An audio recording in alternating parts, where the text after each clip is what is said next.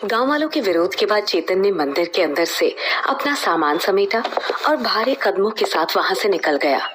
चेतन के जाने के बाद वीर सिंह, जो बहुत देर से कुछ सोच रहा था, उसने अचानक से कहा, हम मानते हैं कि खूनी वधू ने फिर से एक जान ले ली, लेकिन सोचने वाली बात यह है कि आखिर मंदिर के भीतर रात भर रहने के बाद भी चेतन जिंदा कैसे बच गया। और तो और वो जो भी कहानी बता रहा था उसके पीछे उसका क्या मकसद हो सकता है। कुछ तो वजह होगी जो चेतन इस मंदिर के भीतर नहीं मरा। मुझे तो लगता है कि चेतन का यहाँ आना भगवान की मर्जी है, और हो ना हो ये लड़का हमारे गांव को इन सारी मुसीबतों से बाहर निकाल सकता है। वीर सिंह की बात सुनकर मुखिया ने कहा, वीर सिंह, तुम इस गांव के सबसे समझदार आदमी हो और तुम ही ऐसी बात कर रहे हो। तुम समझ क्यों नहीं रहे कि वो लड़का साफ साफ झूठ कह रहा है। मंदिर के भीतर भूत प्रेत प्रवेश नहीं कर सकते हैं। उस वक्त भले ही गांव के लोग चेतन की बातों पर भरोसा नहीं कर पा रहे थे, लेकिन वीर सिंह के मन में एक तूफान चल रहा था। उधर गांव वालों के निकालने के बाद चेतन वहां से सीधा स्टेशन पहुंचता है।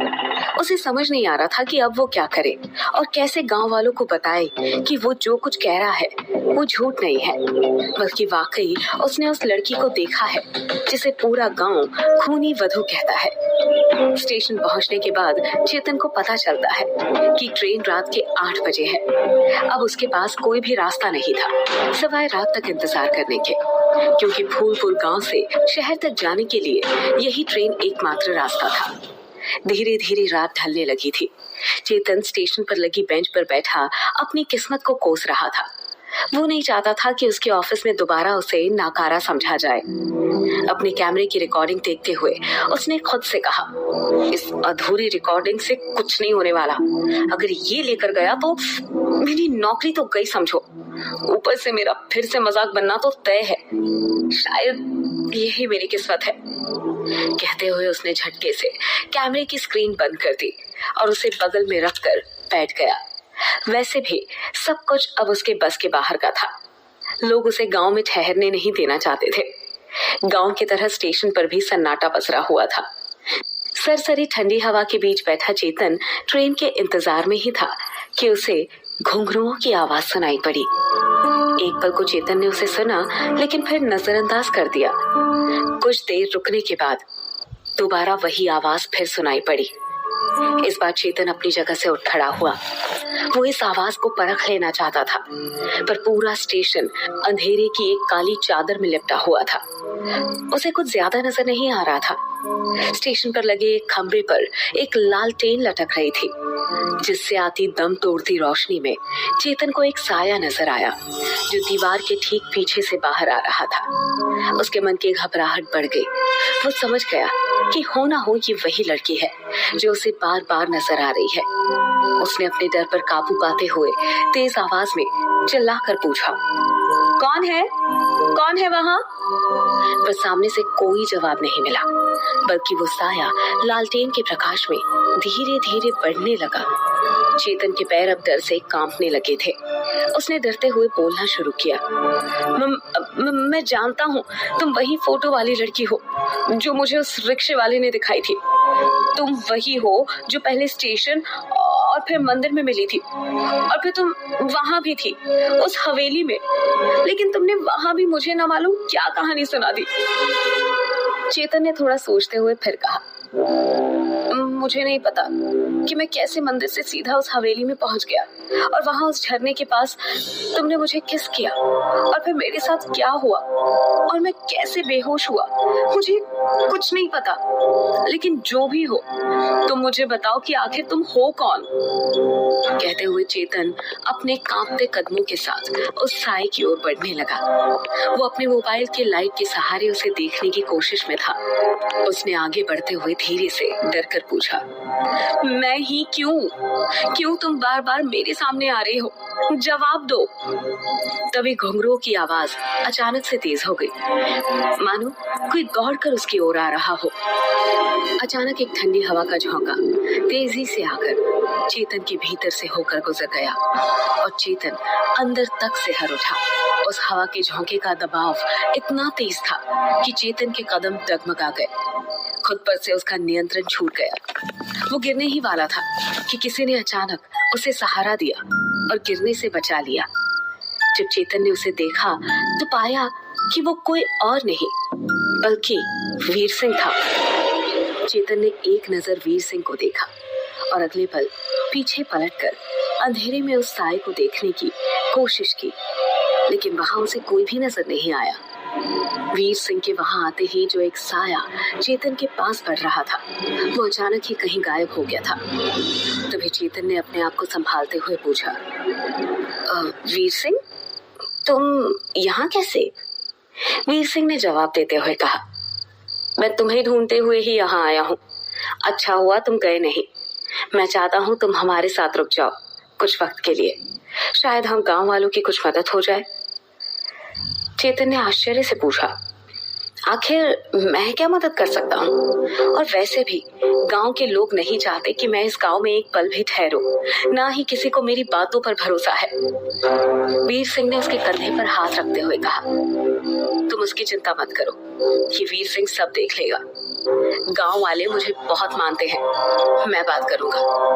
पर हाँ, तुम्हें मुखिया जी और गांव वालों के सामने माफी मांगकर इतना कहना है कि तुमने जो कुछ भी कहा था वो तुम्हारे मन का वहम था और मंदिर पर तुम अपनी फिल्म दिन में ही बनाओगे। वीर सिंह ने चेतन के और पास आकर धीरे से कहा, बाकी रह गया तुम्हारे सच का सवाल, तो कोई यकीन करे या ना करे, मैं करता हूँ। कुछ तो है जो तुमसे जुड़ा हुआ है। चेतन ने वीर सिंह को आश्चर्य से देखा और फिर हाँ में सिर हिला दिया और बोला, लेकिन मैं रहूंगा कहाँ? वीर सिंह बोला, वीर सिंह का घर बहुत बड़ा है, तुम्हें कोई दिक्कत नहीं होगी। अब अपना सामान उठाओ और मेरे साथ चलो। चेतन ने अपना सामान उठाया और दोनों बाहर जाने लगे। जाते हुए चेतन ने दोबारा स्टेशन के उस दीवार की ओर देखा जहां वो साया नजर आ रहा था, लेकिन उसे कुछ नजर नहीं आया, केवल उस लालटेन की लौ फड़फड़ा रही थी। वीर सिंह ने चेतन को परेशान पाकर पूछा, क्या हुआ, कुछ छूट गया क्या? चेतन चाहता तो वो स्टेशन वाली घटना वीर सिंह को बता देता, पर उसने सोचा कि शायद वीर सिंह उस पर भरोसा ना करे। यही सोचकर चेतन ने कुछ ना कहकर बात टाल दी। साथ चलते हुए चेतन ने वीर सिंह से पूछा, तुम्हें उस भूतने का डर नहीं है क्या?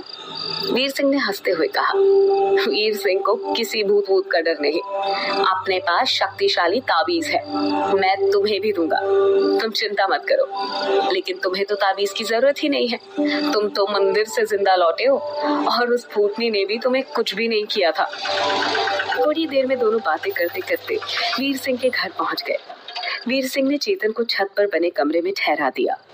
अगली सुबह जब चेतन उनींदी आंखों के साथ जागा और अंगड़ाइयां भरता हुआ कमरे से दूसरी ओर बने बाथरूम की ओर बढ़ा, तो उसने ये भी चेक नहीं किया कि बाथरूम खाली है भी या नहीं, और वो तेजी से दरवाजा खोल अंदर दाखिल हो गया। अचानक एक चीख के साथ ही उसकी पूरी नींद उड़ गई। उसने देखा कोई लड़की नहा रही थी। उस लड़की के साथ चेतन की भी चीख निकल गई। तभी लड़की ने हड़बड़ाकर कहा, तुम क्यों चिल्ला रहे हो? और पहले ये बताओ तुम हो कौन? सीधा अंदर क्यों घुस आए? चेतन ने एक नजर उसकी तरफ देखा तो पाया कि उसने तौलिए से अपने गीले बदन को ढक रखा था, लेकिन उसके गीले लंबे बालों से पानी टपक कर उसके रेशमी कोरे बदन पर अजखेलियां कर रहा था। एक पल को चेतन की आंखें उस पर टिक सी गई। उस लड़की की गुलाबी भीगे होंठ और एक पतले से पर्दे के पीछे से झांकते गोरे मुलायम कंधे चेतन को बेताब किए जा रहे थे। लेकिन उस लड़की की आवाज से चेतन पल भर में होश में आ गया। उस लड़की ने चिल्लाकर पूछा, यहाँ वहाँ क्या देख रहे हो? बड़ी बेशर्म इंसान हो, बताओ कौन हो तुम? तुम्हारा इरादा क्या है? चेतन ने फिर अपनी नजरें घुमा ली और बोला, सॉरी, मेरा कोई गलत इंटेंशन नहीं था, लेकिन तुम कौन हो पहले ये तो बताओ। लड़की ने उसे बाथरूम से बाहर धक्का दे दिया और दरवाजा बंद करते हुए बोली, वाह जी वाह, मेरा घर और मुझे से पूछ रहे हो कि मैं कौन हूँ?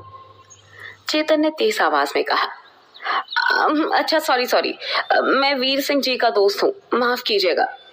कहते हुए उसके चेहरे पर मुस्कुराहट थी। थोड़ी देर में वो लड़की कपड़े पहनकर बाथरूम से बाहर आई। वो गुस्से से भरी हुई थी। लेकिन वो चेतन को कुछ कह पाती उससे पहले ही वीर सिंह वहां आ गया और बोला, अरे तुम इससे मिल लिए? ये है मेरी बहन माही। वीर सिंह ने चेतन का परिचय करवाते हुए कहा, ये है चेतन मेरा दोस्त, बम्बई से आया है, जल्दी से कुछ खाने को ले आओ हमारे लिए। तुम भी जल्दी नीचे आ जाओ भाई। कहते हुए वीर सिंह नीचे चला गया।